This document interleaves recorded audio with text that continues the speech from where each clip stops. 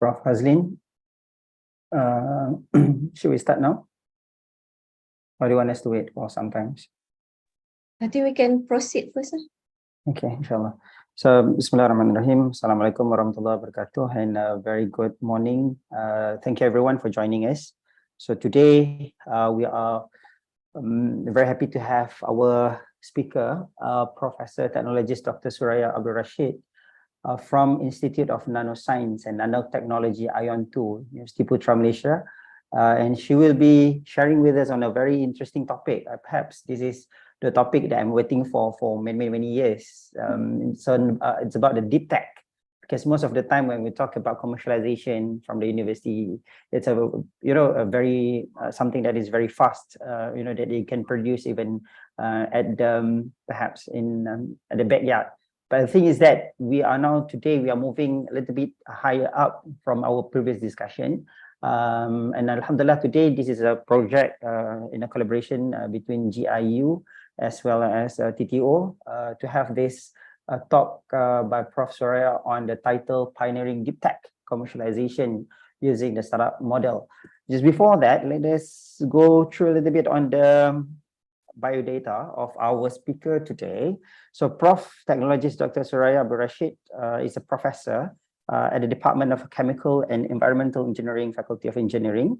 And she is also the Chief Scientist of Carbotech in Berhad, a startup company under her purview of Professor Suraya. And then looking at her CV, I think this is something that many of us would like to follow, perhaps. Graduated from Imperial College London, United Kingdom in 2004. And then she was the Deputy Director of Institute of Nanoscience and Nanotechnology, and was former the head of Material Processing and Technology Laboratory, Institute of Advanced Technology, UPM. She has been teaching many subjects, including chemical engineering, and also have been supervising, has been recognized, receiving lots of awards, such as finalist Pahang Innovative Startup Accelerator, winner of the Climate Impact Innovation Challenge, winner of the Emerging Innovator Award, Malaysia Commercialization Year Summit 2023. This is under MOSTI, and many more. It's too many. It's 31 awards. And then on top of that, she also supervised lots of PhDs and masters, at least a total of 25 PhDs, as well as about more than 20 masters by research, and also masters by coursework. Is more than here I can see the 41 students has been supervised by Prof. And on top of that, she has also secured millions of grants including FRJS, grant by UPM, PRJS, and among others. So I think knowing that Prof Suraya has been, not just producing articles, because most of the time when we as a researcher, we always do research, publish, and then a little bit up, we apply for patent, we go for IP, and maybe attend for the exhibition, attending conference, and part of our KPI. But now it's something that is very unique, where Prof herself, she worked on the startup. So what is not just a startup, but a deep tech startup. So I think I don't want to talk much about what is deep tech and so on. Let us pass this session to Prof. Soraya. Perhaps Prof. Soraya can enlighten us. Because Prof, we have 43 participants with us. I can see that we have junior, we have seniors, we have those who are very newly joined university as assistant professor or senior lecturer in many of the universities. So perhaps Prof, you can enlighten us on what is startup models and how we can actually, to pioneer this deep tech to be commercialized, either in a startup model or even perhaps you can touch a little bit if there is a potential for the spin-off. Prof, the floor is yours. Thank you very much, Associate Professor Dr. Muhammad Hafiz Azmi, for the kind introduction. And of course, thank you very much to the RMC of IIUM for kindly inviting me to give this talk. This is a topic which is very close to my heart. I mean, I'm living the life of a founder at the moment, as well as carrying out my duties in the university. So I do wear two hats, and I think it's a rather unique situation to be in. So I would like to share my journey pioneering deep tech startup towards commercialization. So the overview of my talk is I would like to introduce a little bit about our institute in UPM. Our institute is the Institute of Nanoscience and Nanotechnology, ION 2, in University Putra, Malaysia. And I would like to share a little bit about my story, especially my research journey and how it relates to the current research that I'm carrying out. I'd also like to share with you about deep tech and the technology development as well as IP filing. For topic 3, I want to share about UPM Incubator Program under Putra Science Park and InnoHub program.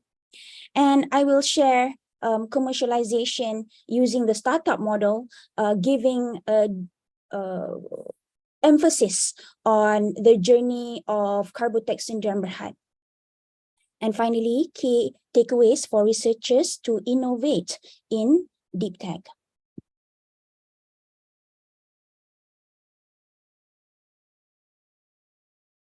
So our institute is the Institute of Nanoscience and Nanotechnology. I believe that in IIUM, you also have researchers who are pursuing the area of nanotechnology. I met a few in the recent workshops carried out by the National Nanotechnology Center. So I know that the work in IIUM is quite vibrant. I am a chemical engineer by training. I'm a chartered engineer, and early October, I will be sitting for my Code of Professional Conduct exam for a professional engineer. I'm also a nanotechnologist under Malaysian Board of Technologists, and nanotechnology is an area which I have been spending more than 20 years, from my PhD up until now. So if you don't know, if you're not familiar with the nanoscale, I'd like to just give a very quick comparison, just to give you an idea about how small the nanoscale is. If you imagine our world, if you imagine our Earth to have a diameter of 1 meter, then 1 nanometer would be the diameter of a small glass marble. Yeah. So if you can compare the two, imagine the two, the nanoscale is incredibly small. And at this small scale, we begin to see unique properties that you would otherwise not see at the bulk scale. This is the current organizational chart for our institute. Our director is currently Professor Dr. Muhammad Nizar Hamidun. He's an electrical engineer. I'm currently the deputy director. And we have 3 main laboratories in our institute.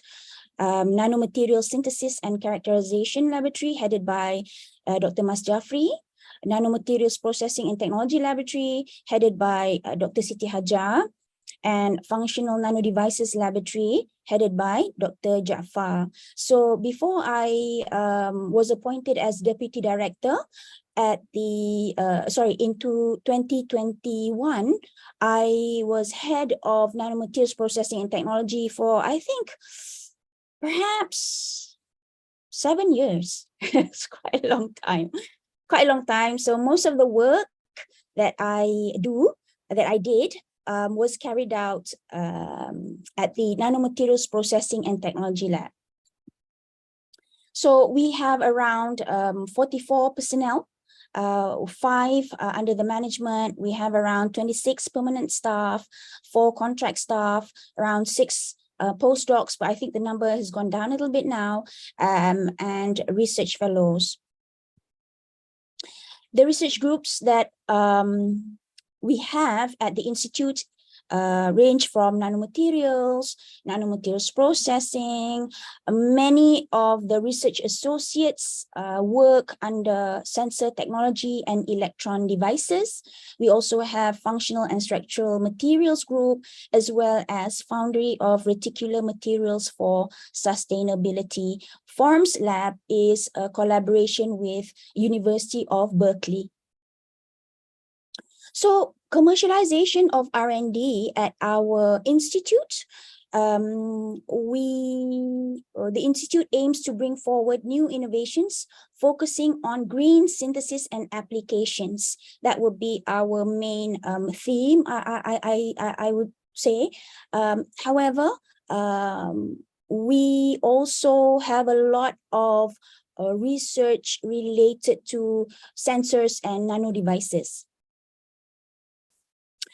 At the Institute, we have 3 commercialized products who commercialize their technology using the startup model. Yeah. So our director, Prof. Dr. Muhammad Nizar, he is the founder for Serdang Paste Technologies in Berhad. The CEO is Muhammad Asnawi Muhammad Husaini. The technology is organic conductive paste for electrical and electronic applications, and the nanomaterials, they use various nanomaterials, but the main one would be carbon nanotubes. And I myself am the founder of Carbotex in Berhad, where Carbotex CEO is Cho Chi Ho, and we have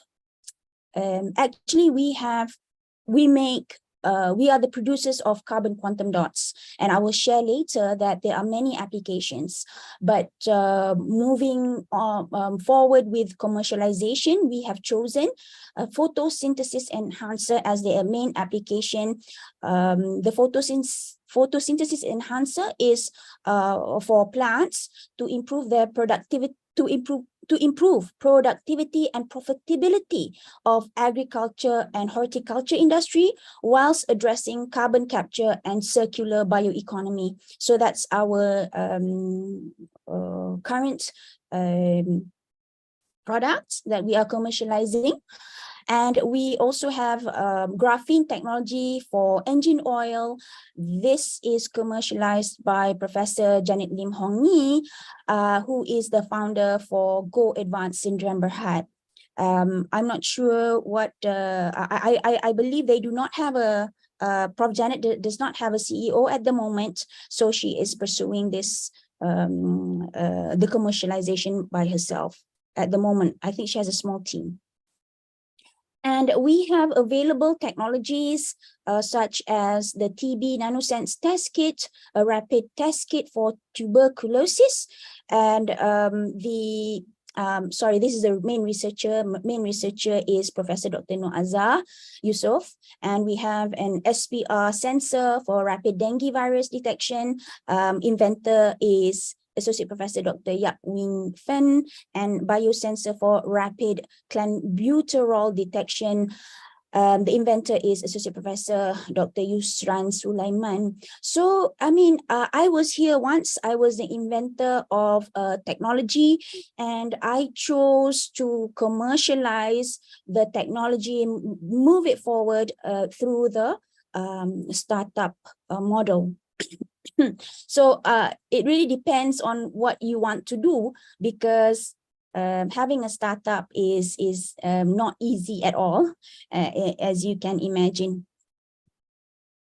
Okay, so I want to share with you about my research journey. Only after becoming the founder of startup and understanding the startup journey, I began to know what is meant by pivot. Yeah, actually, there are many jargons that I got to know after becoming a startup founder. So in case you have certain jargons, first time you're hearing it, then I would be happy to explain further about what certain terminologies mean. Okay, so if you can imagine, you know, as a researcher in university, you, for example, I came back from my PhD back in 2004, and I immediately was involved in research in nanotechnology. It was a bottom-up, it was a top-down project together with Sirim Amrek on carbon fiber, and I was lucky that they included me as a co-researcher. Oh, before that, this is my, in case you are wondering, my journey as a lecturer in UPM follows quite a rather normal route. I did my degree in chemical engineering from Nottingham University and became a tutor at UPM. Did my PhD Imperial College London, came back in 2004. When I did my PhD, I wasn't married. I got married after I came back from my PhD.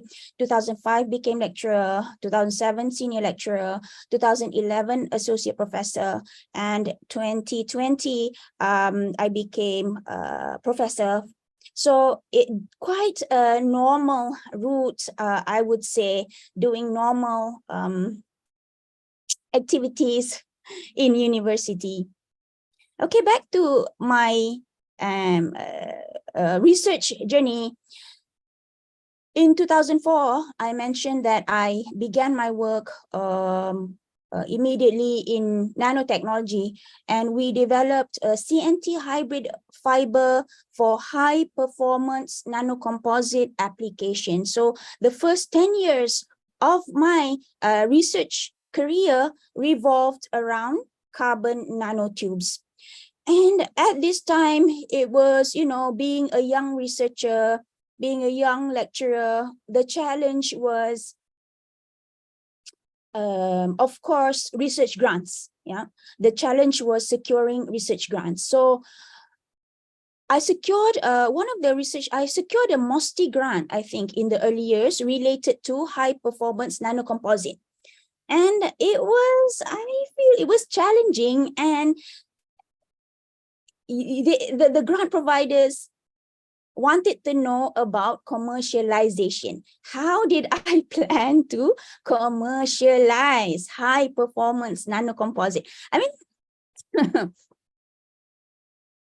it wasn't going to work. All right. The material was too advanced, too high tech.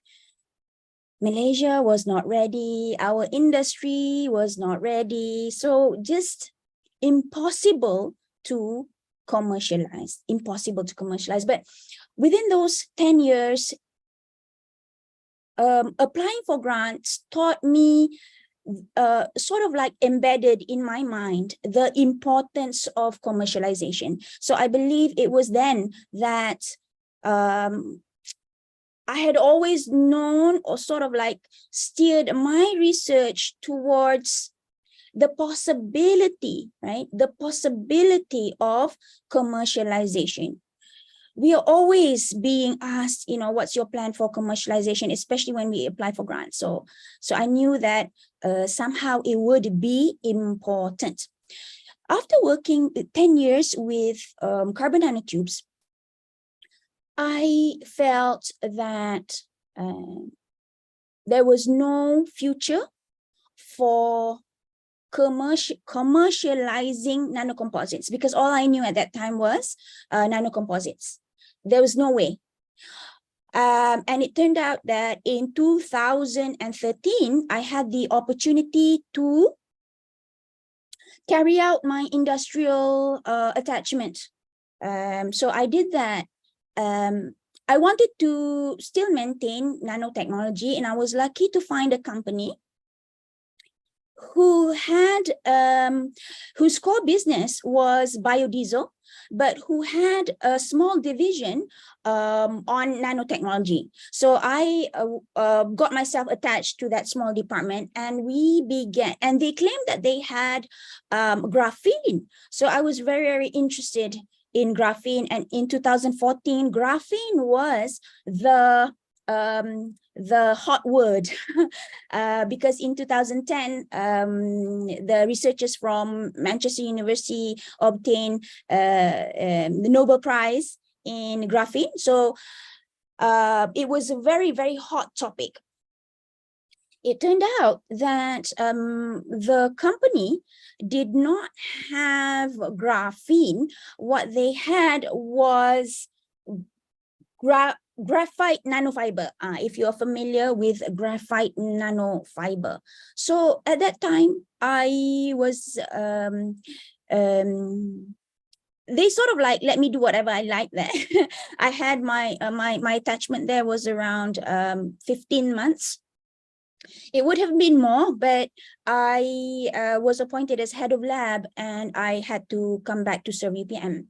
But I had the opportunity to play with this graphite nanofiber, and I had the opportunity for to apply for grant, and also to supervise one master student and one PhD student on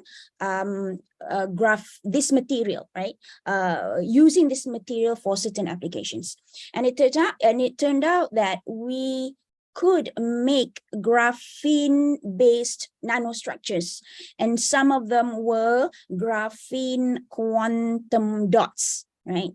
And so, you know, as we do in Malaysia, when we do research, we make materials and then we study their applications. So I had the opportunity to study graphene ribbons for gas sensors, and multi-layer graphene for gas sensors. And we studied how to make various graphene-based structures. And when I talk about the pivot, it was pivoting from carbon nanotube research to graphene-based research. I had made the commitment to learn something new, because graphene was something completely, I mean, something very new applications. I wanted to move away from nanocomposites. I didn't want to do it anymore, because I just felt how difficult it was to commercialize. So I wanted to go, I took a slightly different approach. I still was very, very interested in nanomaterials, but I wanted to work with something that does not require large scale manufacturing, right? And and this is what I mean by pivoting my research from CNT to other types of nanomaterial structures. And then in 2017, I focused again from graphene-based materials to quantum dots, and in more particularly carbon quantum dots. And I will share with you why this was important for me. Right, and you can see there some applications. I was researching carbon quantum dot, titania, still nanocomposite, but not large scale nanocomposite, very much material based nanocomposites for carbon dioxide conversion. And this was a very important research that I did, because when I made the carbon quantum dots and added it to the nanocomposite, we were studying the conversion of carbon dioxide into fuel. And I noticed that when I added in the carbon quantum dots, I saw that the efficiency of the catalyst improved, right? So this really, really intrigued me. And this was the basis of exploring the potential application of carbon quantum dots as a photosynthesis enhancer. Before that, other applications that me and my co-researchers were able to pursue based on our grants were the application of carbon quantum dots in sensors, in dye-sensitized solar cells, in photovoltaics, as well as optical sensors, right? So we obtained grants and we published those papers. And I had, while my co-researchers whose expertise were in sensors and photovoltaics, then they did most of the work. We provided, I mean, my expertise is in nanomaterials processing, so I provided the carbon quantum dots and they did the application work, right? I focus only on one, which was photosynthesis enhancement. So basically, that is pivoting is a very, very important concept in a startup journey, right? I will share later why pivoting is important, but after understanding the word pivot, I knew this is what I did after 10 years of working with carbon nanotubes. Oh, some photos here, carbon quantum dots, they're really, really small, less than 10 nanometers in size, and some images of other types of nanomaterials. Okay, topic 2. Oh, it's already 10:30. I have to speed up. Topic 2 is deep tech, technology development and intellectual property filing. So many things. I think I can speed this up. Yeah, this is a little bit about how I developed carbon quantum dots, the thinking behind it, how I developed my ideas. Okay, I'm a chemical engineer, so nanomaterials processing is very important for me. We know how to make quantum dots. We know that they can be made using bottom-up process or top-down process. There's certain disadvantages of certain methods of production, right? Electrochemical exfoliation gave relatively low yields. Chemical oxidation, which is the most common way of making graphene-based products, involves harsh chemicals and oxidants. So my PhD student knows how to make graphene quantum dots or carbon quantum dots using chemical oxidation. But this is when I was really not very happy. The reason I wasn't very happy was because the process isn't very green. It was quite dangerous. There were some occasions where there was mini explosions, you know, using this method. So I really was not keen. I wanted a method of making materials which was green, scalable, and economical. So that is what I set to do. So studied this area, found out about hydrothermal extraction, and found that this was a potentially green, scalable, and economical method of making the material. So that's what we did. We obtained a grant, studied hydrothermal extraction of making carbon quantum dots, filed the patent in 2016, and the patent was approved 7 years later in 2023, earlier this year. So I don't know why. If you search for patents from other countries, especially China, that the time from filing to approval is very fast, around 2 years. But somehow in Malaysia it just takes forever, right? And so this is this is what it is in Malaysia. We need to work on this. Okay, right? So CQD, various applications, they have unique, maybe I can show you in the previous slide. You can see the blue bottle, that is the carbon quantum dot suspension. It is in liquid. If it is exposed to an excitation wavelength, it will fluoresce. And this particular one fluoresces at the blue wavelength, yes. So it has electrical, optical properties.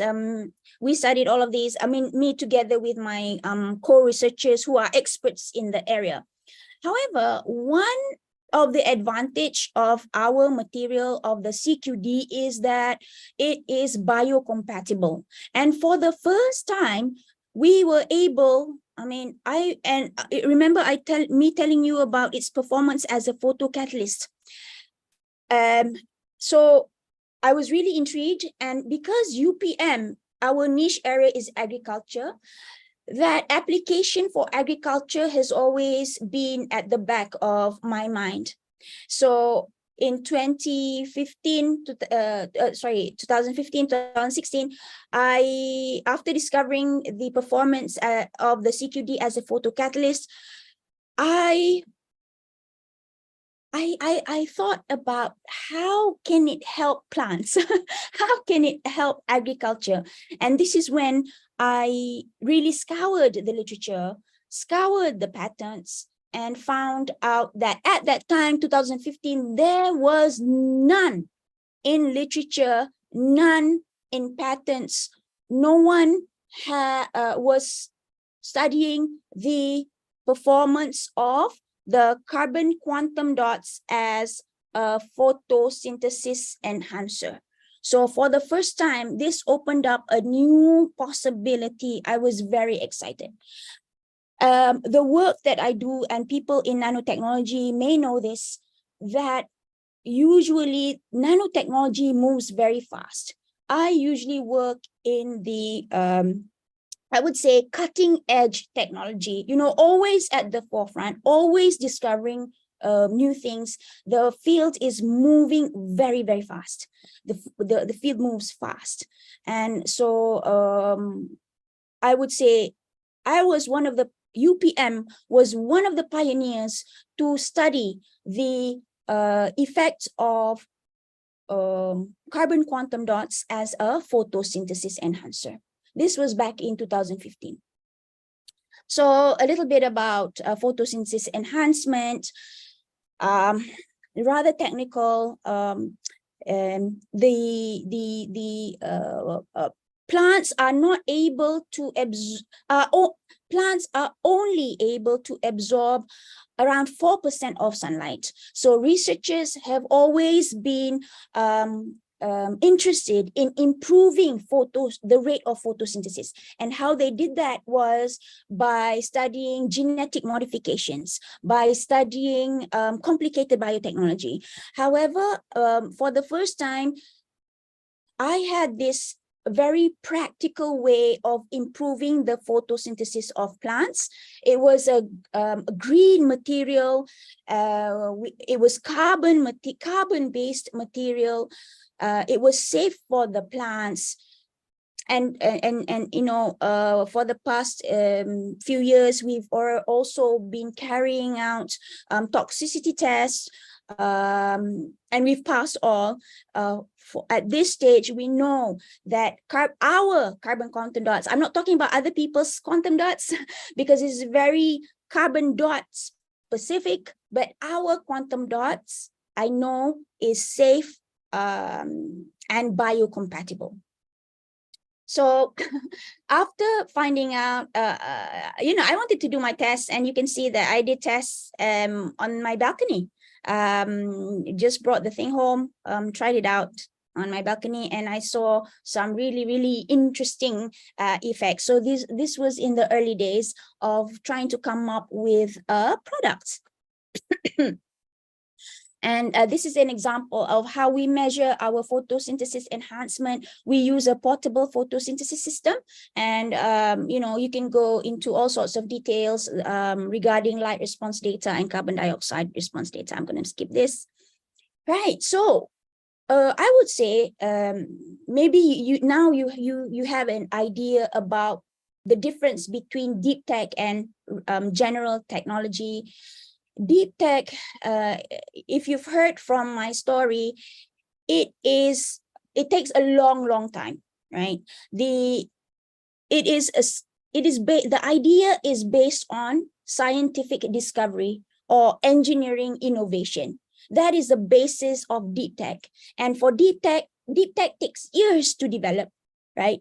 I took maybe 15 years to develop my understanding and to develop the product, right? So if you can have other types of technologies which are general technologies. You can have, like, for example, many researchers, they might have games and they are commercializing their games, for example. They have certain apps and they are commercializing their apps, for example. However, this is not considered deep tech. Deep tech must be based on science and scientific discovery, new scientific discovery. And usually it is discovered through postgraduates, but general tech, you don't need to go deep into the research.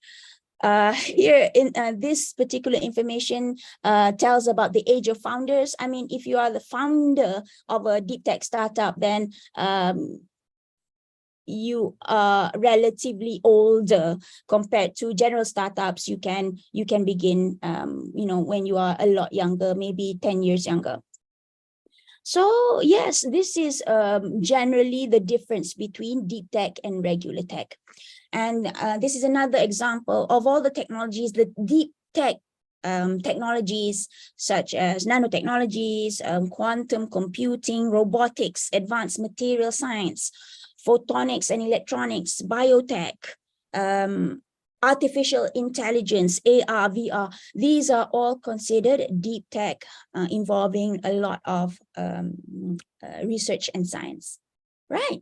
So next, I want to share with you about UPM Incubator. The commercial arm in UPM falls under Putra Science Park. And under Putra Science Park, we have what we call the Inno Hub program. It is our incubator. So Putra Science Park, under the PSP, Putra Science Park, is involved with technology transfer activities in University Putra, Malaysia, moving potential technologies and inventions from the laboratories to the marketplace.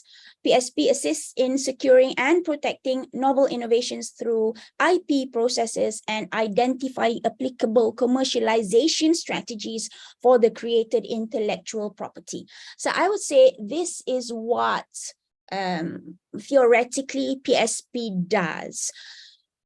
I will share with you the difference between different commercialization models, and I will give a comparison between the normal licensing model, that very conventional licensing model by the university, with a startup model. This is the directors. This is the team under Inno Hub, right? Sorry, PSP. Director is currently Professor Engineer Dr. Haji Kamarul Arifin, and he has two deputies. One deputy is Professor Dr. Rusmawati, who is in charge with everything intellectual property.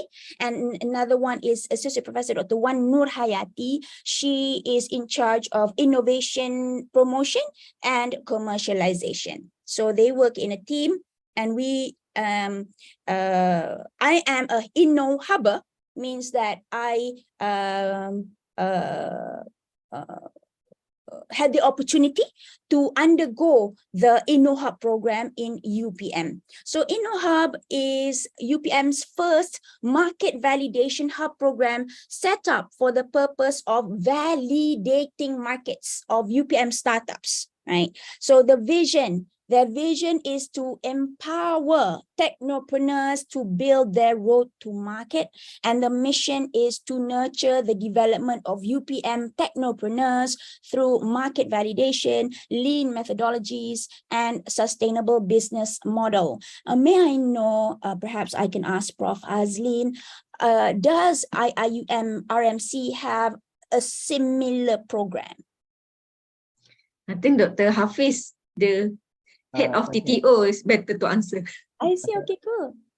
Yeah, Prof, we have a similar program. Actually, we just established, the TTO office just established in June, but from the previous until now, we noticed that what you are sharing here, it's already been part of our plan, and some of it has been actually conducted, Prof. All right, that is great to know. So going back to Dr. Hafiz's question earlier regarding startup and spin-off and how researchers can become founders, do you have this concern? The thing is that our policy is still in the, what do you call, we are still improving the policy. And then there are several concerns. So for example, you know, when it comes to the IP, who own the IP, and when it comes to the commercialization, so should it go for startup or spin-off, certain thing like that. And then say, for example, if you work, you know, the percentage between what do you call, the ownership from the university to get with the inventor. So what is the percentage between the two? So these are the things that among of the concern, because you know that not all the deep tech or even the general technology can easily be penetrate into the industry. You know, considering what you have been explaining to us earlier. So when it comes to the technology, Malaysia industry is not ready to go for the deep tech. So it happens to me when I have my experience, you know, when I was doing my PhD as well, or developing vaccine. But you come back to Malaysia, you talk about vaccine, it's no for you. So that is among of the concern. I believe that the UPM has been doing this for so long, but still we can see that there are very much a limitation to bring in the product from our local. And we can also see that the challenges, particularly to penetrate the government when it comes to, you know, if we want to go for tender, because of the materials that we are producing, maybe not enough for them or even for the industry to upscale.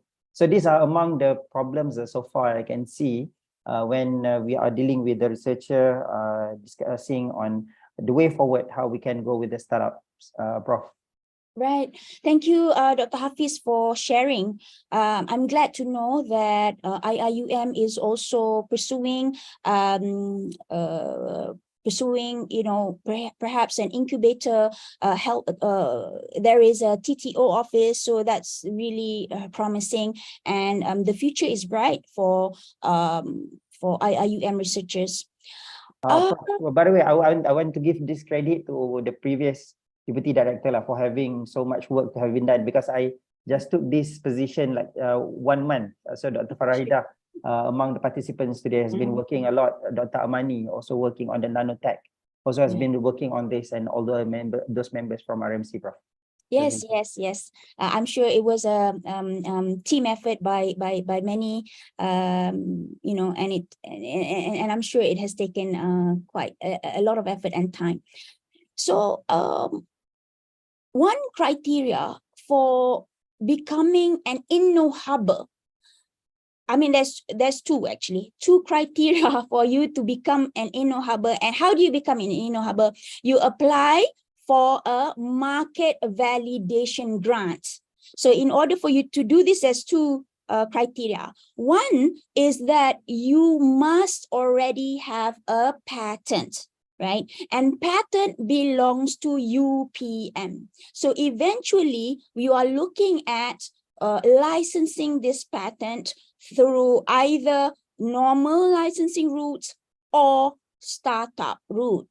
If startup route means that your startup will license the technology from the university, right? So that's one, the patent. And another one is you have in your team, ideally, the CEO of the potential startup. I mean, this technopreneur could be from one of the postgraduates who was, researching the idea. It could be, yeah, most of them are postgraduate students, but it's not necessarily the case. It could be anybody who wants to be involved in commercializing the tech. And in my case, my postgraduate students were not keen to study, to commercialize. They were more keen to graduate on time, which is fine. You can't force anybody to carry out commercialization activities because it's quite, it's a big task. So when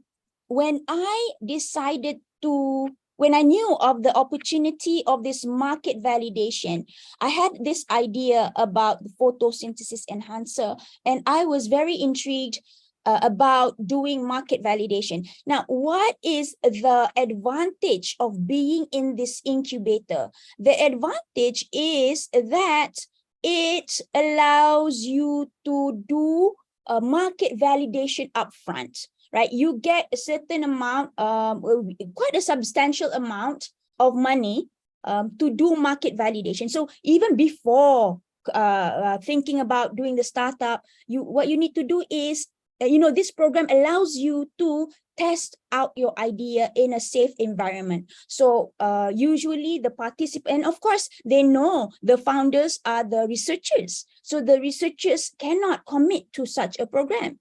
So this is why I said one of the criteria is for you to have a team member. And this, I call this person the project manager. So the project manager will undergo the training and the coaching being provided by InnoHub, and carry out the market validation. So this is a very low risk, if you think about it, it's very low risk to test your idea. Is there demand in the market for your idea, right? And if not, then you might want to pivot. You might want to change your original idea, right? So this is the value of InnoHub program, which I feel is very, very important and very, very empowering, very, very enabling for researchers, right?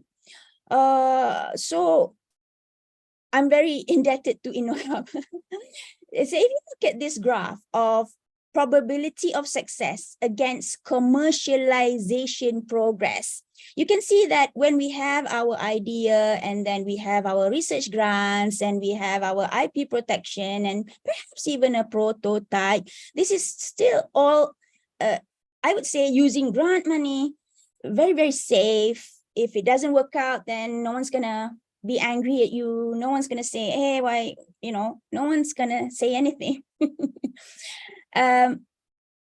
So bringing your idea to the market, the commercialization progress, you have to, you can see the yellow line, it is decreasing. The probability of success hugely decreases, right? And then, so this is why InnoHub was created. InnoHub was created to address this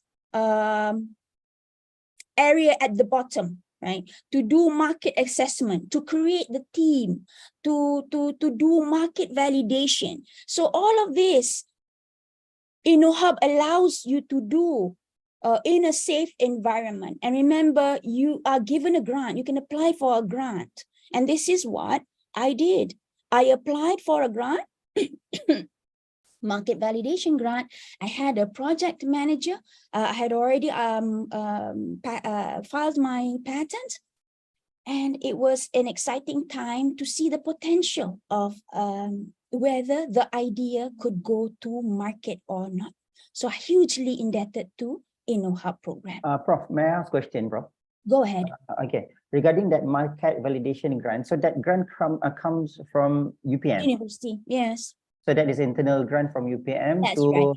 to help the researcher to comes out from the valley of death from this. Yes. Okay, thank you, Prof. Yes. Not really. Sometimes they don't even come out, and sometimes they die. The idea dies in this safe environment. Right. Thank you, Prof. Right. So that's a little bit about PSP and InnoHub, and I want to share the difference. I want to share about commercialization using the startup model, which I think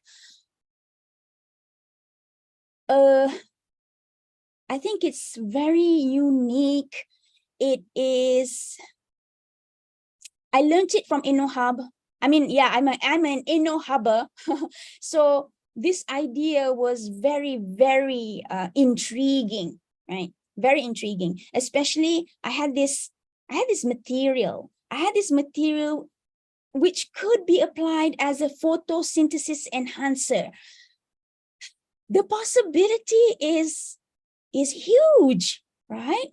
But who in Malaysia, which industry, which company would be able to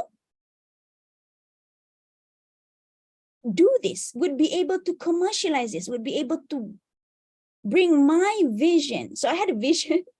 So those of you who are visionary, you are very suited to become a deep tech startup founder, I think, because you need this quality. You need to be visionary.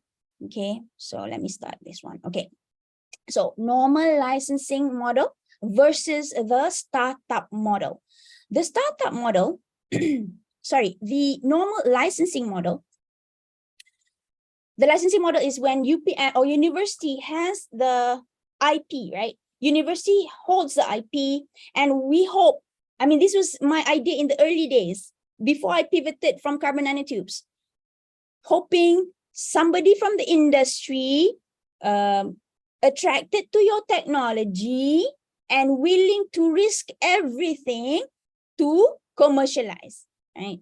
And then I found out, oh my God, this is just no. Because first of all, the people out there in industry, they don't know they don't know nanotech. How are they going to? So if you're waiting for somebody from Malaysia, that's not going to happen. If you're waiting for somebody from overseas, also very unlikely to happen. Why would they come all the way to Malaysia to license your technology? I think for photosynthesis enhancement, now looking back, that could have been the model, but there's so much more advantage of commercializing using the startup model. Right? So licensing model, the licensee, the person who licenses the technology dictates the pace of commercialization. There was a story, there was an example of this really good product, right? This really good product from UPM. There was interest from the industry because this is organic pesticide or an agriculture-based product, which was very good. So there was interest from the local industry to commercialize it. So if I'm mistaken, they did this, went into an agreement to license. However, it didn't really work out well, right? It didn't really work out well. So this is a lost opportunity, meaning that if you are the UPM licenses out the technology to a company, one, the company might take their time to pay. Two, the company doesn't move. There could be other issues, perhaps MCO, perhaps pandemic, whatever. So, so you are losing out. If there's an interest from a different party, you have to go back, look at the agreement, and, it's a bit complicated. If you have the startup model, then the founder has high degree of control. The researcher who is the founder has high degree of control to say how fast you want to move. No one is stopping you from moving fast. So this is, I like the agility. I like the adaptability of being a startup founder. Risk and reward, lower risk for licensor, perhaps because in the normal model, a company comes, buys a license, right? And the licensor doesn't have to do much. There might be some technology transfer activities that have to be carried out, but still it's lower risk for the licensor. And the rewards are in the form of licensing fees and royalties, which is fine. But for startup model, there's higher risk for the founders because, especially if you have a deep tech product, especially if it's something new like photosynthesis enhancer, I'm experiencing this. There's this added educational cost because people don't know what it is. So you have to spend more effort, more time to explain, to educate people, to educate potential customers, right? So there's higher risk for founders. However, if you succeed, if you are successful, the potential rewards are exponential, right? The reward is exponential. So that's really rather intriguing. And then ecosystem development. Established companies may have existing infrastructure, but for a startup, you have to build from scratch. However, you have the opportunity to create company culture. For Carbotech, from the beginning, those who wanted to come into to be part of Carbotech, the most important thing they have to know is communication. Okay, that communication is extremely important for Carbotech. You have to communicate effectively. So I was able to create this culture in this startup. Speed to market, licensing model can be faster with the existing distribution channels and market presence. Startup model may require more iterations to find product market fit. Funding is very, very difficult. Established companies typically fund commercialization. However, funding from startup typically comes from venture capitalists in exchange for equity. Growth expectations, rather conservative for the licensing model. For startup model, rapid scaling and growth. Exit strategy for the licensing model, perhaps end of agreement term or a buyout option. But the startup model has potential to go, to grow and be acquired by larger company or go public through IPO. So the choice between licensing and startup model depends on the goals of the innovator, their appetite for risk, desire for control, and the nature of the technology. In my opinion, for my technology to see it commercialized in my lifetime, startup model is the way forward, was the way forward. So this is why I decided, and I wanted that control because I saw huge potential. So the startup model was the way for me to go. So startups are temporary organizations designed to scale into larger companies. Early stage startups, which Carbotech is at the moment, we are an early stage deep tech startup. They are designed to search for product market fit under conditions of extreme uncertainty.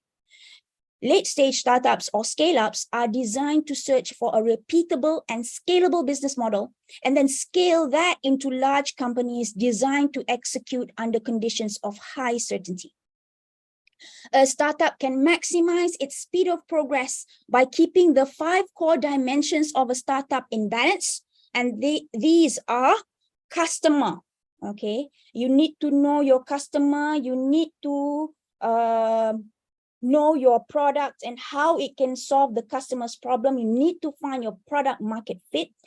Most importantly, the prerequisite is your team. If you have a team, can you be successful? So I will share with you Carbotech's journey when it was just me alone in the early days, and how finding my co-founder has really accelerated our growth within the past 2 to 3 years. Okay, you need the business model, a sustainable business model, and of course you need financing. How did Carbotech obtain our finances? Yes, first of all, you can do sales. However, for a deep tech startup with a new product people do not know, extremely difficult. Okay, extremely difficult to get sales from the beginning. Okay, a little bit of sales, yes, I will share, but substantial money to ensure that your team is sustainable, very difficult. Okay, so the art of high growth entrepreneurship is to master the chaos of getting each of these 5 dimensions to move in time and concert with one another. And most startup failures can be explained by one or more of these dimensions falling out of tune with the others. Carbotech was incorporated in 2018, but I found my team in 2021. So, and August of 2023 was we are 5 years old. It's a long time, right? And still a long journey to go. Why do most startups fail? Poor product market fit, wrong marketing strategies, team issues, cash flow problems, tech-related problems, suboptimal operations, legal problems, right? So these are why most startups fail, and you can fail very safely in the comfort of InnoHub, UPM. Startup business failure rate by industry, agriculture, 44%. You know, when I listen to, it's like startup, very highly likely to fail. Even if you're really good, very highly likely to fail. Only a very small percentage will make it through to IPO, I'm not sure who is a unicorn. Unicorn is when the startup is valued at $1 billion US, right? So does Carbotech have the potential? Yes, everyone has potential. Everyone has potential. However, just so many, the odds are against you. 11, okay. I think I have more, about 15 minutes, 20 minutes. Carbotech's deep tech startup journey. I want to share with you the early years, right? In 2017 to 2020. In 2017, I was ready to explore market validation. And when I knew of InnoHub market validation grant, it was time. I was ready. I was ready to apply and undergo the InnoHub program. At that time, I had a project manager. He was not from UPM. He was an engineering, his background is engineering, but he, after working in industry, he decided to pursue his own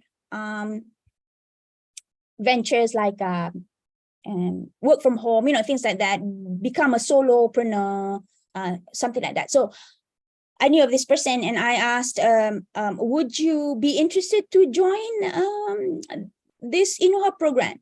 And he said yes.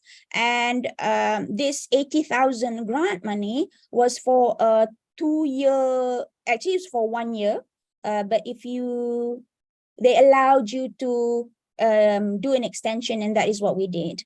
and we used the money to develop our MVP, minimum viable product, and also pay his salary.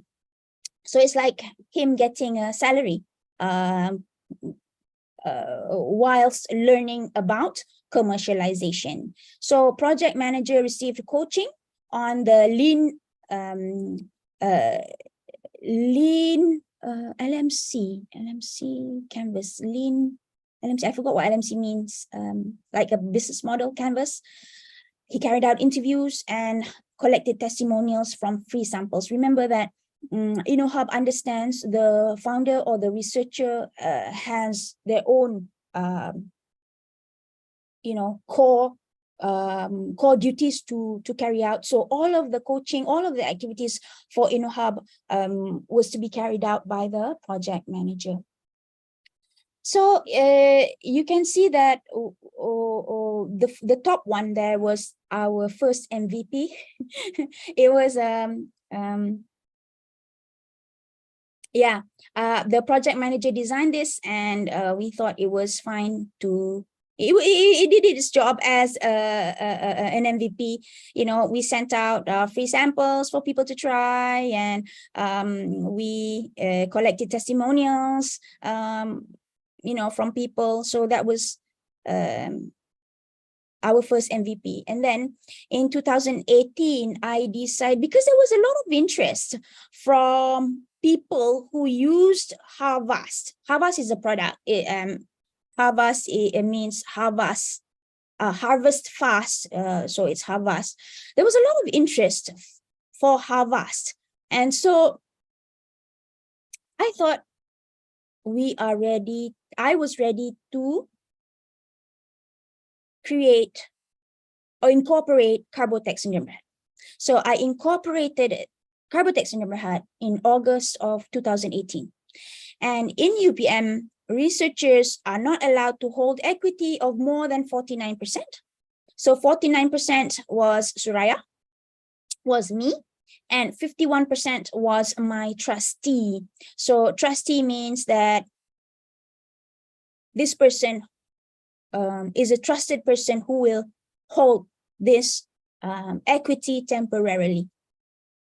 So December 2019, money from InnoHub grant finally finished, and project managers stopped responding to my messages and calls.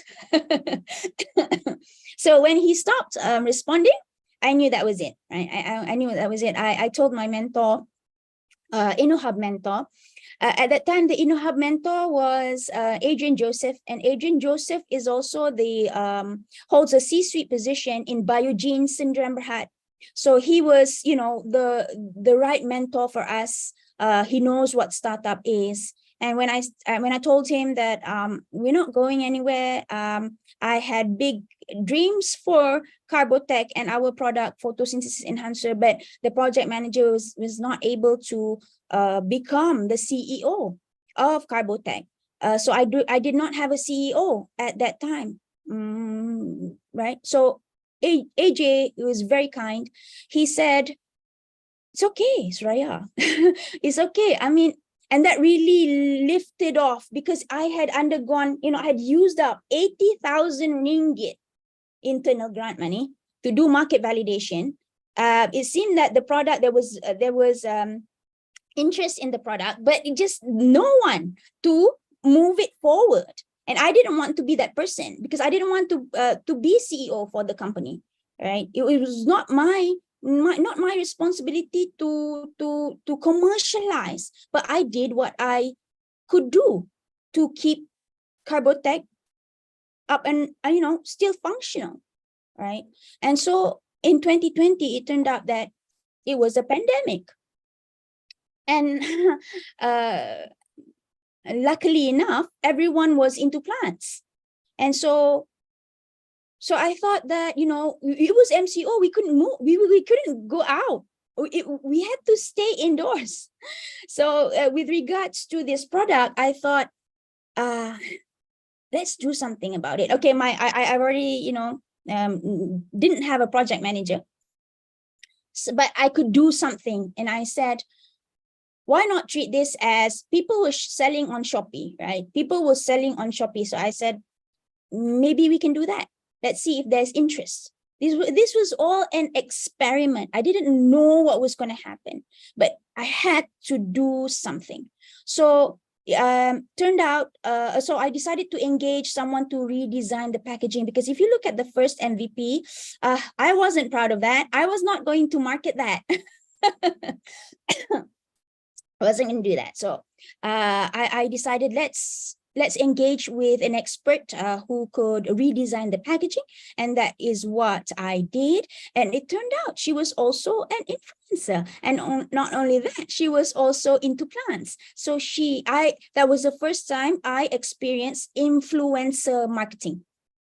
I launched this product on Harvest, sorry, not EST, Harvest Instagram, with the intention to learn about the home gardening community, as well as create presence, learn more, understand more, engage with the community. And that is that is what I did on Harvest Instagram. And there was a lot of interest on social media. And I knew that, there was potential there was interest, but I had no clue what would happen, right? I needed a team and intended to license the technology. Actually, if you intend to do this, on hindsight, I didn't know, right? But on hindsight, if I knew that there was interest, then I would have licensed a lot earlier. You can always negotiate with the TT office, technology transfer office, hub, and say you want to license maybe a small, a small amount. Maybe you can negotiate with them. But basically, I didn't know what was going to happen. And it turned out that there was interest. So that was 2017 to 2020. I began to, this is an example of a customer saying that she sprayed Harvest on her pokok kari in 18th of October 2020, and then it didn't die. And I got a lot of feedback and testimonials from the home gardening community. At the same time, the community wanted to know, oh, can you try on this? Can you try on that? Okay, have you tried on this plant? Have you tried on that plant? And I also, needed content. I needed content for the Instagram. So I began to learn how to cultivate and how to grow and look after plants. So in the early days, that was what I did. It was an experiment, right? From my point of view, it was an experiment. I was doing all sorts of observations. How the plants responded to the product, how plants respond to photosynthesis enhancement. Did it have potential? Things like I was experimenting. My husband helped me. I didn't have a team, it was just me. So I would make the photosynthesis enhancer in the lab, bring it home. Husband would help me do the bottling. And the house became a store.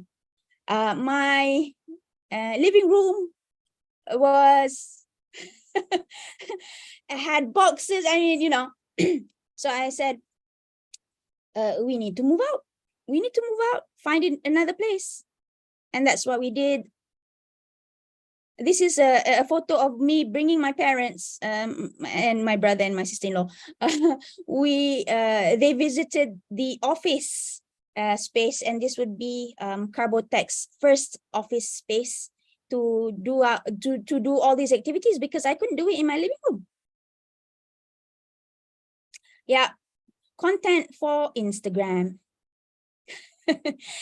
Husband did packaging, I did labeling and posting out. And yeah. And then I spoke to AJ, and AJ said, how's it going? I said, I need a team. How do I know? Where can I find my team? I need a CEO. Who can be the CEO? And AJ said, he gave me a really good advice. And I tell this to everyone. Finding a team, and especially finding your co-founder, right, is like getting married. If you find your spouse, right, do you know, of course, you want your marriage to end, but is there, could there be risk of divorce? Of course, okay, yeah, let's be realistic. There's potential for divorce in a marriage, and this could happen in a startup as well. You could find your co-founder, you could fall out with your co-founder. But when AJ said it was like a marriage, and finding your co-founder means that, you need to go and meet people, get to know people, I felt that it was the right advice and the right way of approaching this, right, to find your team. So that is what I did.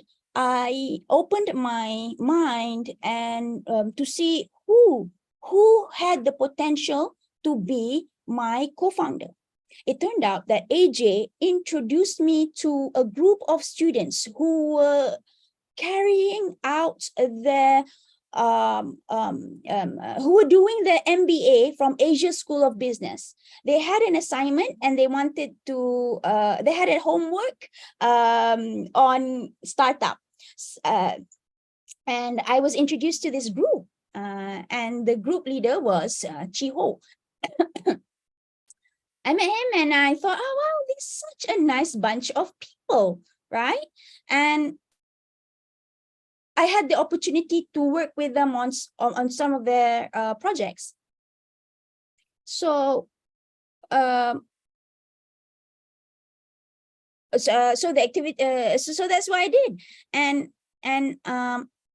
it was 2021, and I told my husband, I said, I think Chiho is, I think Chiho has huge potential. We share very similar traits. Very hardworking. He was very kind, hardworking, intelligent. And I said, I want to ask him. I want to ask Chiho if he would be interested to be the CEO of Carbotech. And it was that was a very important stage because I wanted to participate in a competition. Back in 2018, I had applied to participate in what's called the Tech Planter Malaysia, but it didn't work out because I was alone. I didn't have a team. So Tech Planter Malaysia was about to be about to begin, and I said, I want to try Tech Planter Malaysia. I want to participate, and this time around I want to participate with a team, at least 2 people. So I asked Chiho, and he said yes. And our first project together was Tech Planter Asia. So the whole of 2021 was about me finding my co-founder and CEO for Carbotech. It was about increasing traction. And we did that by participating in certain programs for startups. We also onboarded our first 2 staff and another co-founder. And this was after this is an example. This is Chiho. You can see, and Tech Planter Malaysia, which is usually carried out physically, was carried out online, and so it was amazing. This is a first project with Chiho as he was CEO. He pitched, and we won 3 awards, which was the Cradle Award, the Mitsui Chemicals Award, and we were champion for Tech Planter Malaysia. So after Tech Planter Malaysia, you compete at the Asia level, and Alhamdulillah, we won champion at the Asia level, and you can see an emotional Suraya there. It was a really emotional time for me at this stage, because somebody outside was validating Carbotech, was validating the technology. It was just amazing. And after winning Leave a Nest, not long after that, we were contacted by Leave a Nest ecosystem partner Glocalink, and they wanted to invest in Carbotech. So it's like, oh, what? And you know, when you get investors from outside of Malaysia, you know, it's really cheap. They sort of like throw the money at you. Here you go. Make sure you don't die. So we received our first funding in 2021 from Glocalink. So that was exciting first experience. In 2022, we developed our B2C market. It was, I shared with you, I developed a new product specifically for ornamental plants, and we launched that. And you know, the product was available on Shopee. We also spent a lot of time finding investors for our pre-seed round. So that was our first experience with angel investors. They are two investors from Singapore again, because as you can imagine, ringgit is, you know, cheap. So very easy for angels from overseas to invest in an early stage startup. Spent a lot of time trying to increase sales in the B2C as well as B2B, because once Chiho was on board as a CEO, it was his responsibility to commercialize. Right now we had a team to commercialize, meaning that, you know, we need to do what needs to be done. And of course, the B2C market, home gardening is very small, horticulture. We wanted to penetrate agriculture. 2023, this year, was all about securing ecosystem partners and distributors for larger field trials and paid trials. So we were really lucky because we were able to collaborate with Aerodyne Group and Abundance Victory, our distributor, and we changed our go-to-market strategy. Initially, we were focusing on smallholder farms, you know, that the orders were small, so we needed to change our go-to-market, right? And we were able to do that with influential distributors who had existing networks with larger farms. And we continued our increasing traction. We were lucky to be part of Future Tech 3.0. And this program is an accelerator program by Petronas, started in June 2023, still ongoing. Demo day will be end of October. Unfortunately, we won't be able to join because we have an event in Germany, but it's okay. Future Tech 3.0 has been phenomenal. I mean, it has opened doors for us to corporates. It has opened doors for us to VCs. It has showcased our credibility as an early stage startup. So that's quite a very exciting year for Carbotech.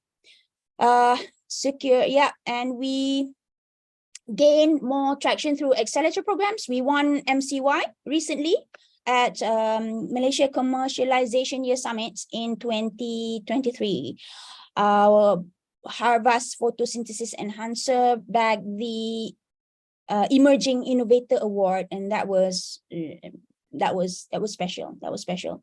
And we are securing our seed funding round of $8 800,000 ringgit for next phase of, I'm sorry, 800,000 US dollars. Yeah, 800,000 US dollars is our seed fund round for the next phase of scale up.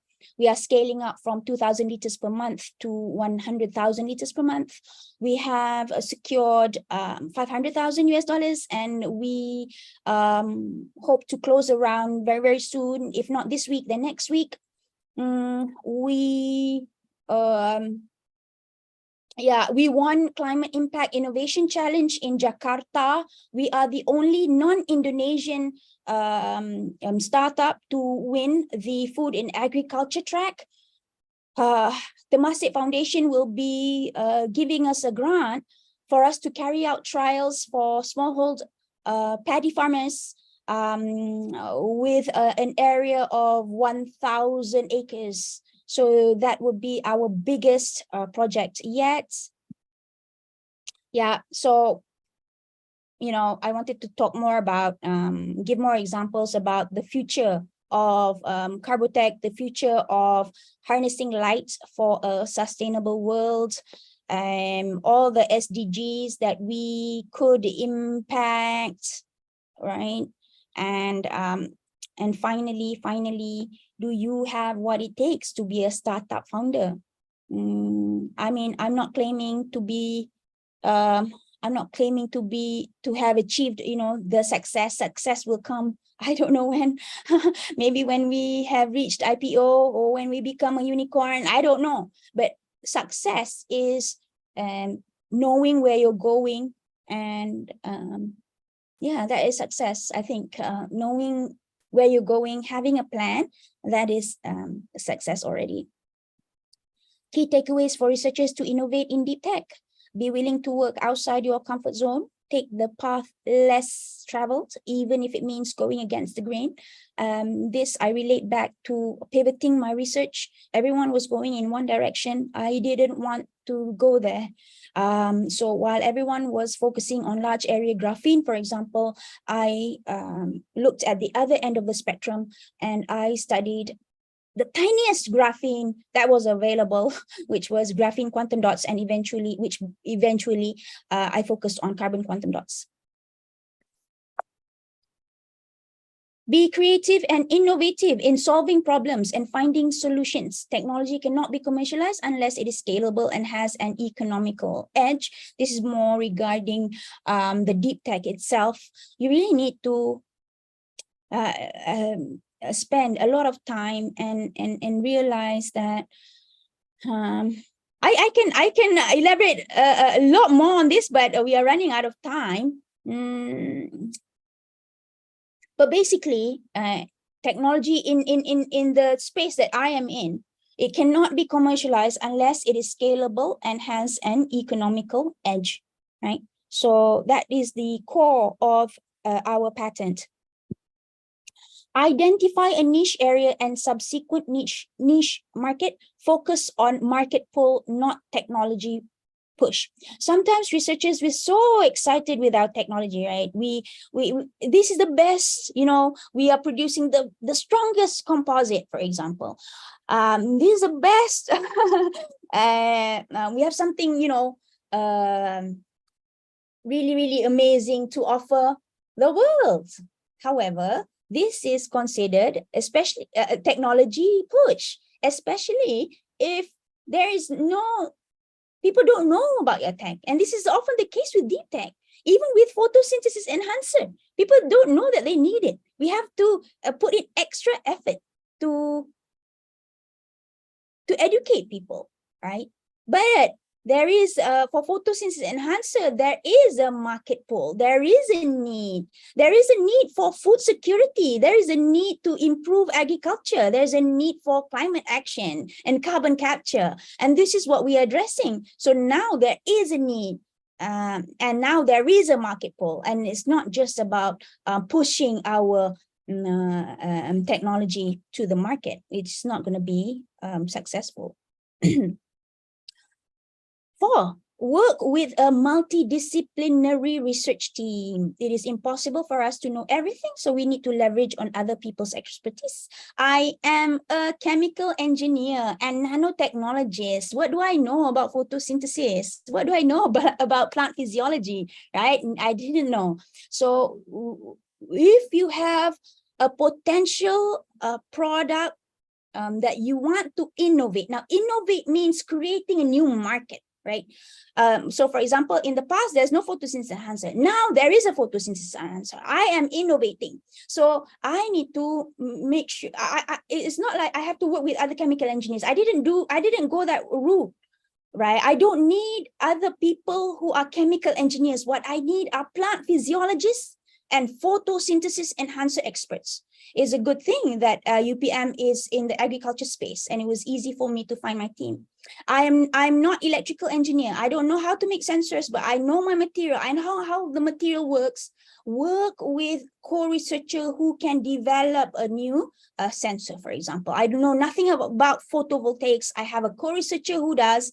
So together, we can apply for grant and we can develop the science and the technology. So acknowledgement, we've come to the end, 11:30 now. Past, and I'd like to acknowledge past and present postgraduate students, especially my postdoc who was with me for 5 years, Dr. Tan Tong Ling. She was from the, she helped me make the material and I would bring it home. My husband would both late. Of course, my institute, of course, the university itself, so supportive. So supportive. Co-researchers from Faculty of Engineering, Faculty of Science, Faculty of Agriculture, research grant providers, of course, InnoHub and Putra Science Park, investors who believe in us and gave us the opportunity to innovate, and our families who continue to support us with love and dua. So this was me when I was in, when I was 2017, 2018, 2019. Sometimes when you're in a dark place, you think you've been buried, but actually you've been planted. Thank you, everyone, for listening. Okay, thank you very much, Prof, for very insightful, for very refreshing presentation. So I think we have learned a lot today. You know, just before that, I would like to open for Q&A. If there is any one from the members, from the participants would like to ask question, you can unmute yourself and ask question to Prof. Soraya. Yeah, you can ask anything. Assalamualaikum. Waalaikumsalam warahmatullah. Dr. Zulkifli here. Hi, Doctor. Mechatronic Engineering, UIA. Okay, I have a few questions lah. Okay. Go ahead. Okay, soalan pertama saya, university selalunya we encourage the researcher to do in teamwork. Yeah. But then what I found out, most of the spin-off startup ni dia dah jadi lone wolf kan. We do it everything lone wolf, and then we join with our own RA and the student. Okay, at the end kita track dekat the single source income, meaning that all the grant kita tak ada teamwork grant lah, kita yang apply until the TRL 9, and it is very tough.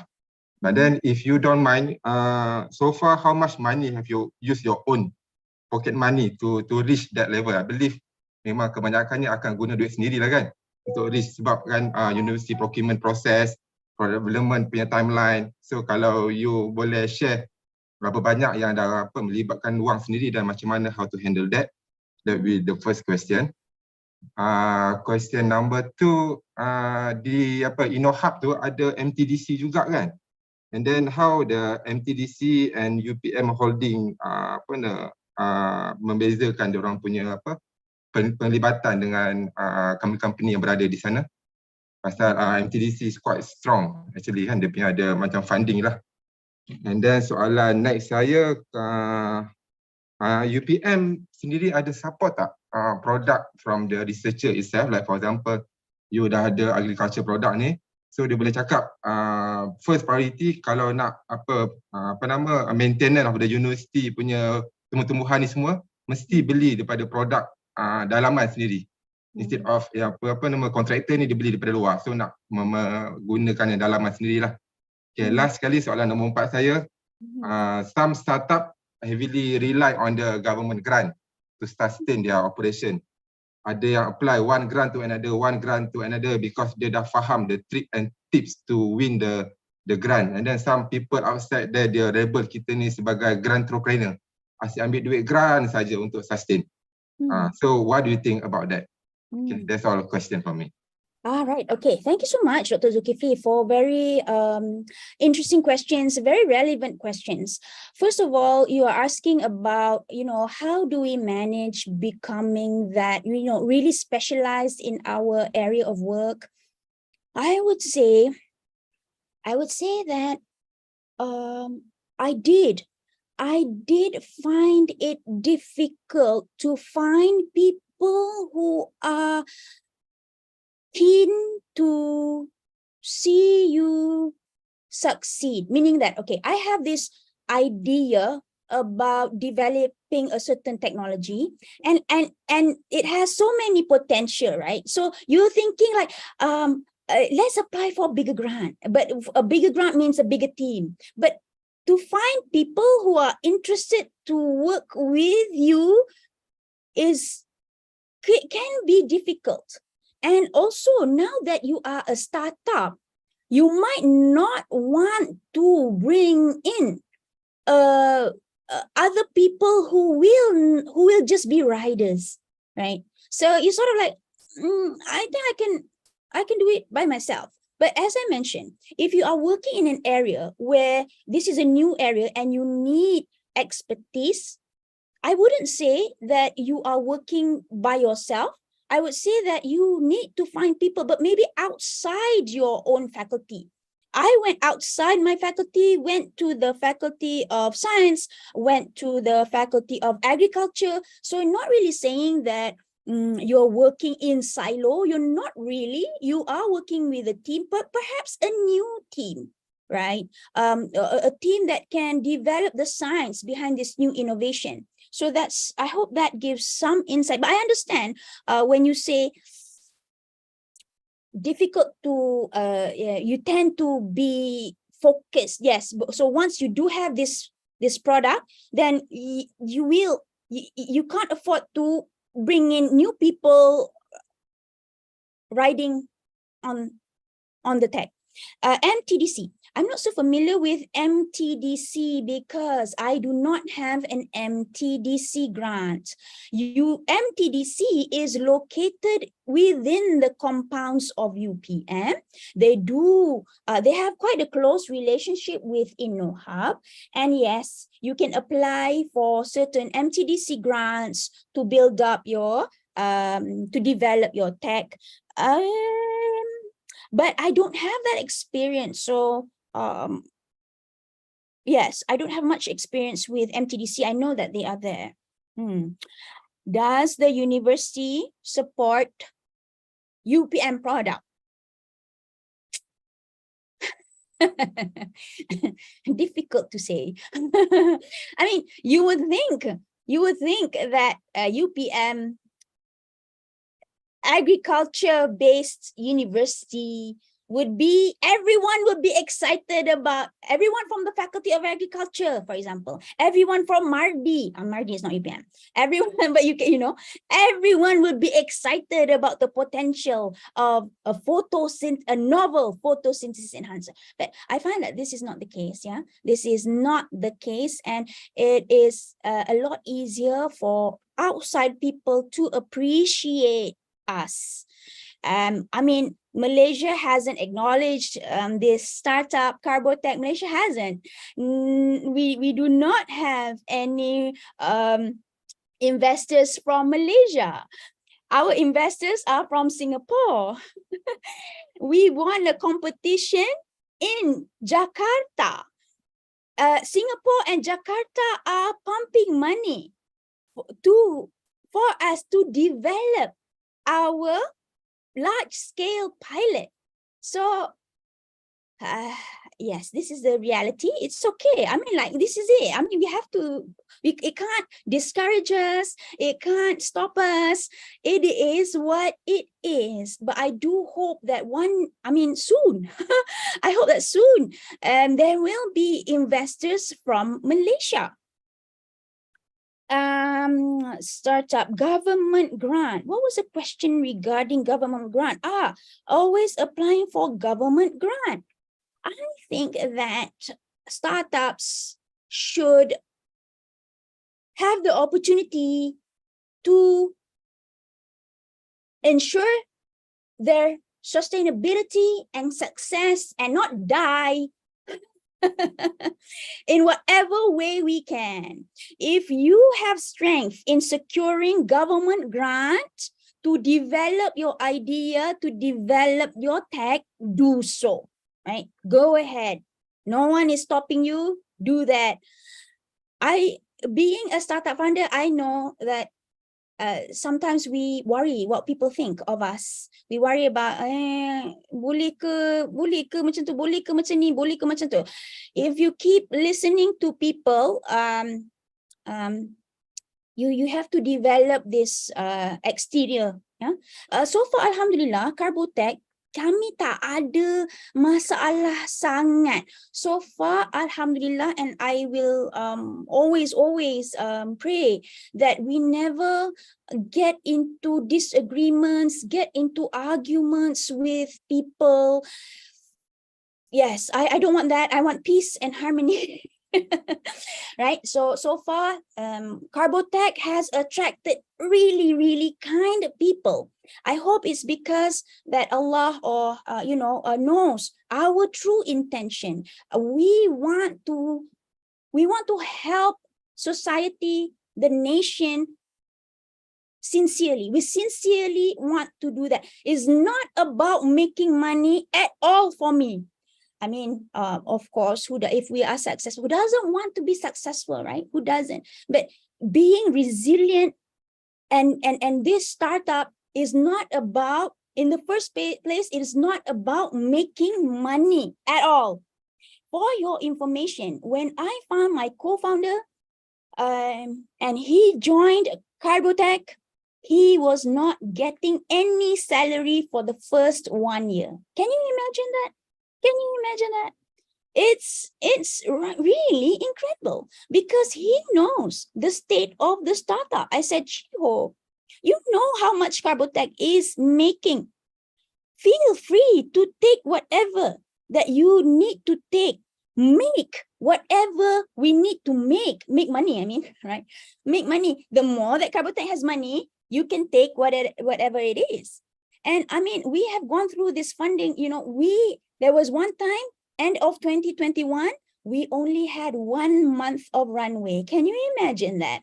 And I am a researcher from UPM. I have the salary of a professor. Am I worried? I don't have to worry for my livelihood, right? I don't have to worry. But how about other people, your co-founders? They do who want to make sure that this company does not die, right?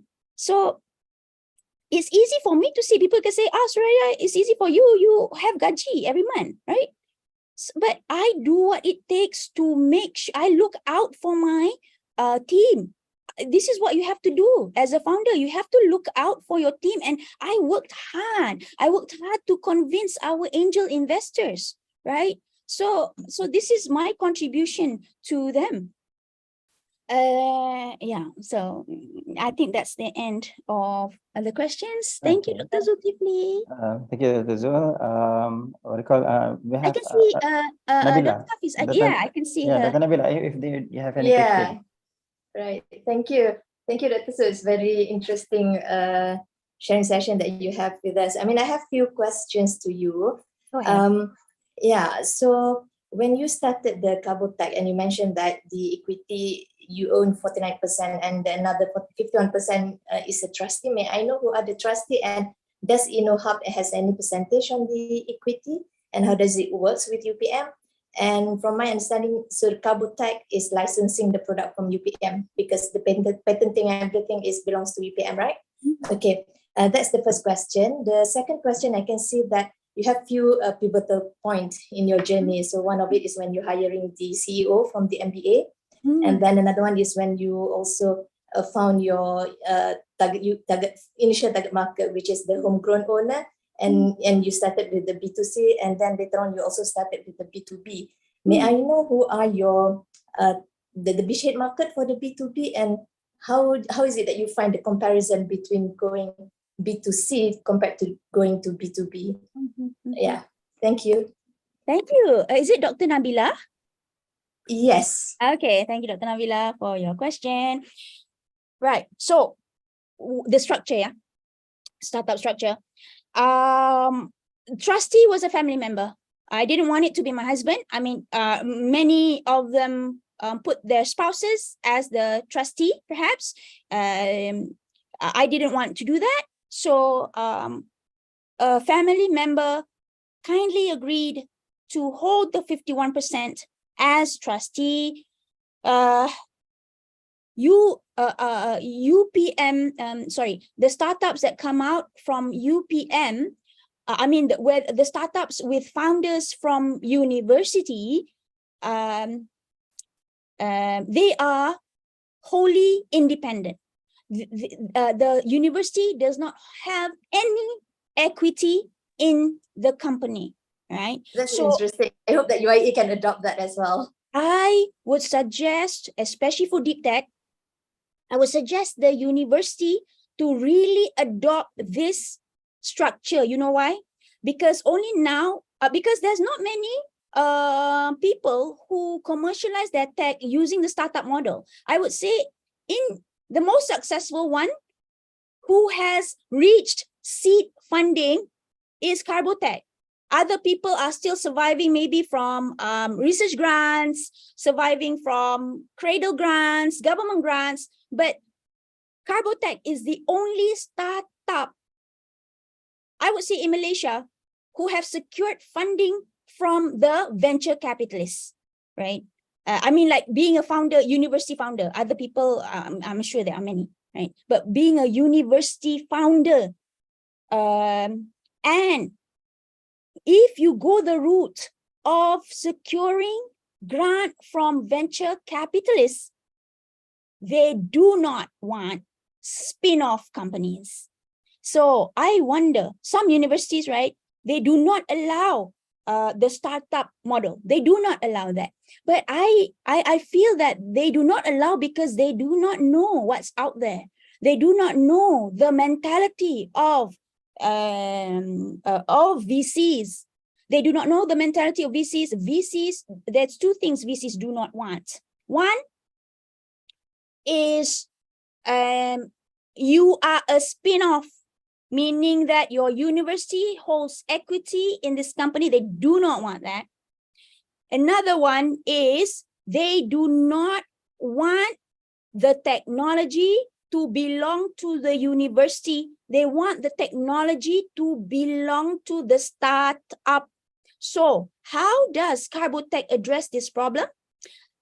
Carbotech is buying out the intellectual property, buyout. So we are in negotiations with UPM for this buyout. And so that's CEO. Okay, the second question was B2C, B2B. Right. So B2C is very difficult. It's difficult. I mean, there's a lot of work for minimum returns. I'm sorry that I'm saying minimum returns, but it is. A lot of work in the early days. Carbotech, to show our presence in the community, we had to join community events. We had to open booths. It was good to show our presence, but people, this additional education cost was costing us, right?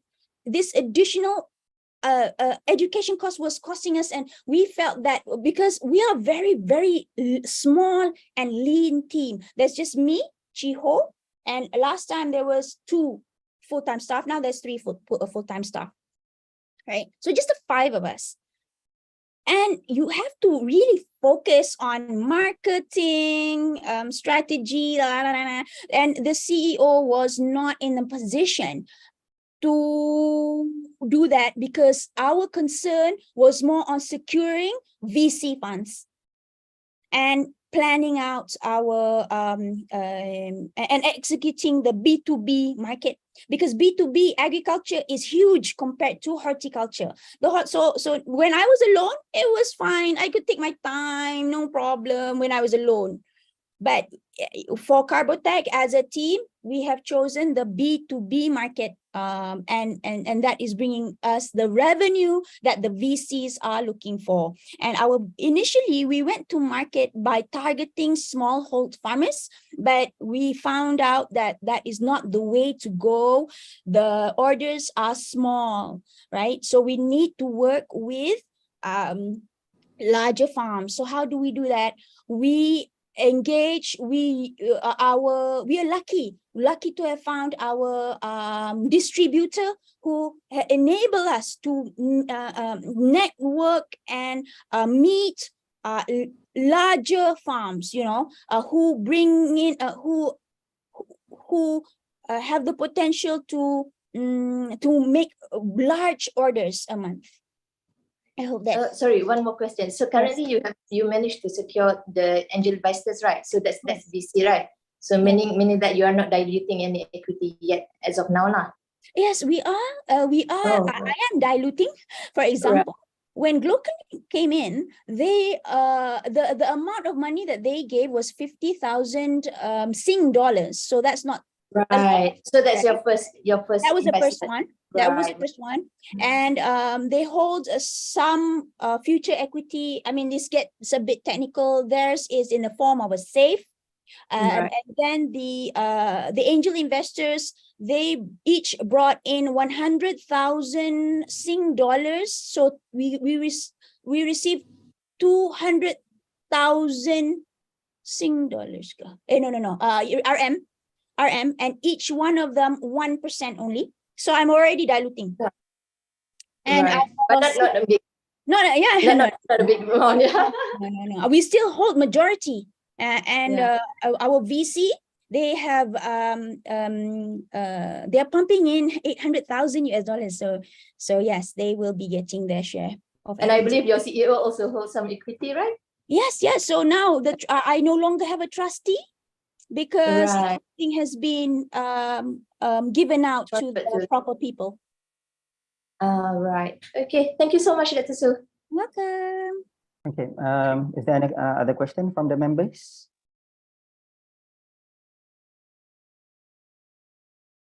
Okay, Prof. I think there is no more question. So I do agree with you in regards to because I'm also working with the industry.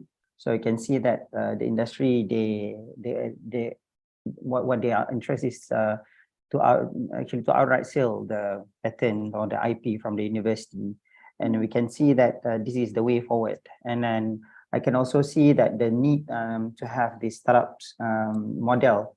Okay, and I will say thank you, Dr. Nabila, for the suggestion, especially when you are saying that hopefully the university can implement this as well in our ecosystem. So we are moving forward into that. So perhaps we can also have maybe currently we are in the move of developing or improving our guidelines and the policy for commercialization. So hopefully that we can get some models from other universities, and also we can make it something that is materialized, because after all we are utilizing the all the grants that we have comes from the taxpayers. So we have to give back to the society of what we have been utilizing so far. By the way, Prof, I would like to have I have one more question, because we have like many of us are actually I can see many of us are from the new research year, like 5 years, 6 years, assistant prof. I can see that many of us are assistant prof or senior lecturer prof. So when I first joined university IUM, I can see that it's very difficult to plan, especially to apply for grants or to think about having products at the end of the day, because when you apply for FRGS, it goes very, very fundamental, and when you do fundamental, sometimes it does not be able to translate into something that is in terms of the product. And when we want to go for the next level of the grant, for example, go for PRJS, and most of the time the technology I can see based on my survey, looking into the database, not only from our university, but also from other schools, from other university, including UTM, UPM, have been studying other universities as well. You can see that most of the research ends at the prototype, and it does not go for the commercialization. And when I ask some of the researchers, even the professors, they say that, why should I go more? Because I know that what I need is the publication. I want to have I want to, in the promotion, if I want to become a professor, commercialization, it's a very headache. You have to deal with the legal sometimes, and not sometimes, most of the time. So Prof, what is your motivation? Okay, you yourself, you are already a professor, and then and then I think what we have is enough. I mean, the salary that we earn every month, have family, you don't have to think so much about others. I mean, think about what we love to do most, having some fun, work-life balance, and so on. So, Prof, I just want to know, what is your motivation that makes you, keep on doing this, moving forward, take all the risk where many of, like us, like the researcher, like me, myself, I was thinking that it's so much, when I have to deal with industry, and then I have to apply grants, and I have to, everything comes to me, and then as if I'm doing mistakes. In fact, we have been struggling so much to make sure that all the products that we have eventually translated into something that's useful for the country. So Prof, can you advise us on that in the last 5 minutes? Yes. Thank you, Dr. Hafiz, because that is a very relevant question. A very, very relevant question. I would say that whatever you do has to be from your big why, right? You have to answer your big why. Why are you doing this? Okay. Many people ask me why I do what I do, because what I do is not easy. I would say I am lucky because I absolutely love what I do. And actually, what I do, the thing that I love about it is actually personal growth. Personal growth is what I love. And having a startup, oddly enough, is an opportunity for you to continuously improve yourself, continuously grow. And I don't know, I love it so much. Earlier, Dr. Hafiz mentioned about Carbotech winning Yayasan Pahang. Yes, we won Yayasan Pahang as a champion. Yayasan Pahang provides this platform called Pahang Innovative Startup Accelerator Program. And when I was there, I met many researchers from University Malaysia Pahang. Some of them had really unique, deep tech ideas.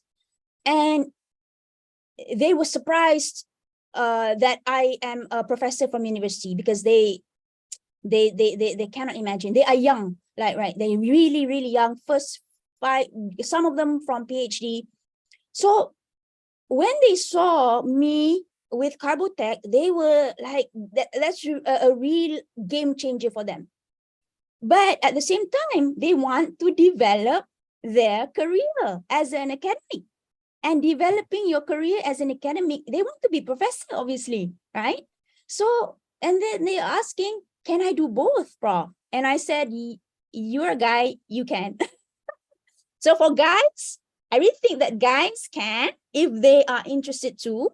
Because I see my colleagues, right? I see my directors, all the TNCs. I see them. They're young. They have their wives. Everything is taken care of. I used to feel really, really in my early days, I used to feel very discouraged because of course, the Carbotech wasn't there. I wanted to be a professor, and I was like comparing myself to all the guys, the men, which I think is not a wise thing to do. You shouldn't, the women, right? The women shouldn't compare ourselves to our male counterparts. Our time will come if it's meant for us and we are resilient and we pursue and we have interest, then we will pursue this. You know, it takes a long time, but we find satisfaction on that. I love the challenge. I mean, my children are grown up. I'm happy to share that my eldest child, I have one girl, boy. My eldest child, she is from STEM background. However, after SPM, and she got straight A's for SPM, she decided to pursue law. And she is pursuing Asasi Law in Gambang.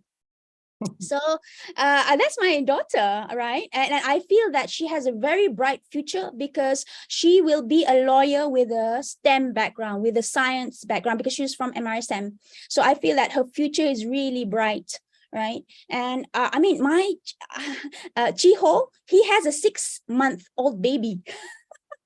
But I have been there. I've done that. Even when I didn't have Carbotech, which is now my baby.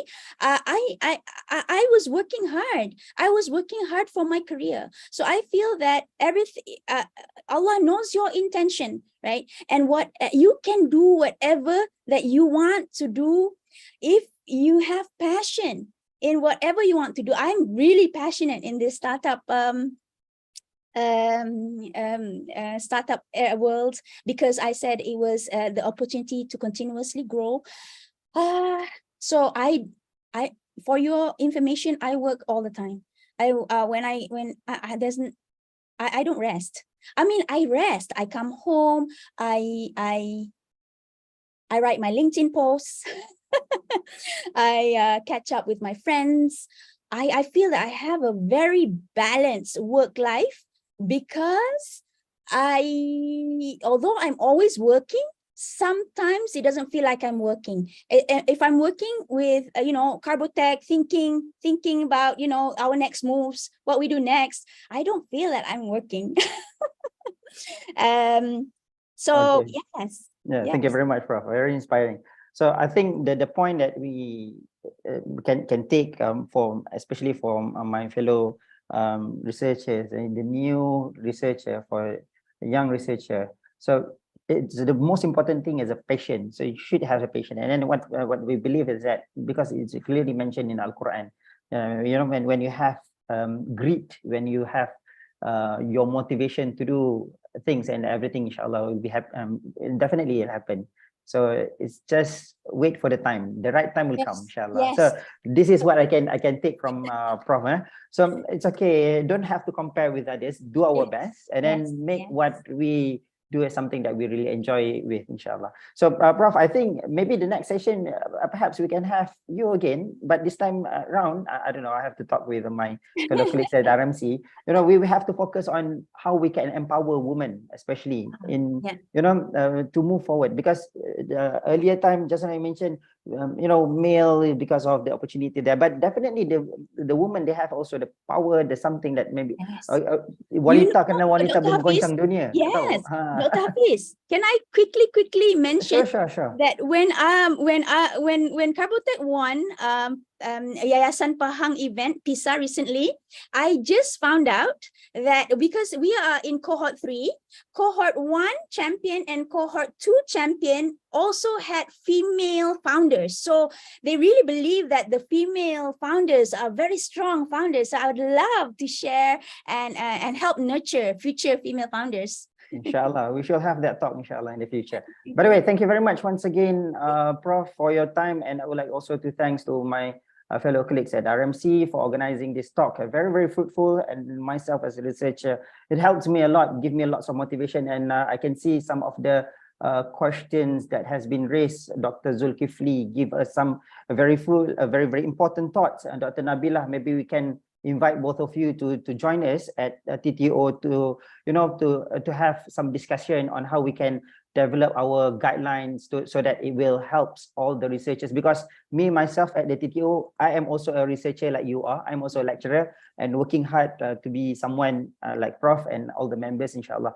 We do our best for the sake of Allah subhanahu wa ta'ala. Hopefully this talk give us inspiration to do better, inshallah. So with that, once again, thank you very much for all the participants. Let us end our discussion today with the recitation of Tasbih Kafar and Salatul Asr. Subhanakallahumma wa bihamdika, ashhadu an la ilaha illa anta astaghfiruka wa atubu ilaik, wal asri innal insana lafi khusr, illa alladhina amanu wa amilus salihat wa tawassaw bil haqq wa tawassaw bis sabr. Inshallah. Thank you very much. See you in the next talk. Assalamu Thank alaikum. you so much. Thank you, everyone. Bye-bye, everyone. Assalamualaikum. Just a reminder, please share your feedback in the evaluation link provided. Yeah.